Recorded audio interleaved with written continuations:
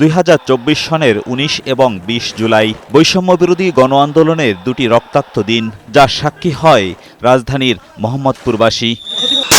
আইন শৃঙ্খলা রক্ষাকারী বাহিনীর গুলিতে নিহত হয় স্কুল শিক্ষার্থী ফারহান ফায়াজ, কলেজ শিক্ষার্থী মাহমুদুর রহমান সৈকত সহ 9 জন।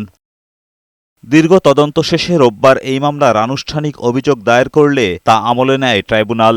জারি করেন গ্রেপ্তারি পরোয়ানা।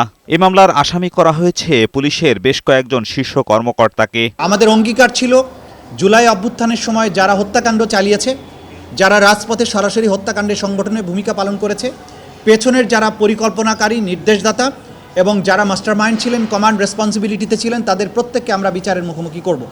সেই অঙ্গীকারের ফলশ্রুতি আমরা আমাদের তদন্ত সংস্থা কাজ করেছেন, পরিশ্রম করেছেন। এই অপরাধীদের ব্যাপারে তারা তদন্ত রিপোর্ট এবং অন্যান্য এভিডেন্স আদালতে দাখিল করেছেন। ইনশাআল্লাহ 29 তারিখের পরে পরবর্তী কার্যক্রমের মধ্য দিয়ে এই মামলার বিচার কার্য শুরু হবে। তবে একই অভিযোগে নিম্ন আদালতে বিচার চলমান থাকার কথা জানায় আসামিপক্ষ। মোহাম্মদপুর থানা মামলা নাম্বার 24/8/24 এরকম বেশ কিছু মামলা চলমান।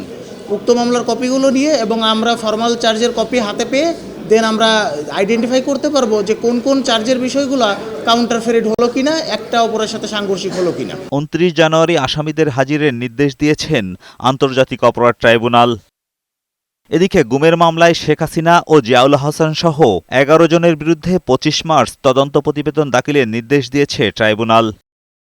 এছাড়া জুলাই আগস্ট হত্যা মামলায় ওবায়দুল কাদের সহ 7 জনের বিরুদ্ধে অভিযোগ গঠনের আদেশ 22 জানুয়ারি ধার্য করা হয়েছে।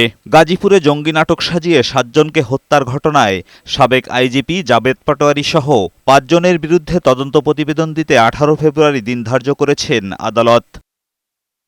এজাজুল হক মুকুল, বৈশাখী সংবাদ, ঢাকা।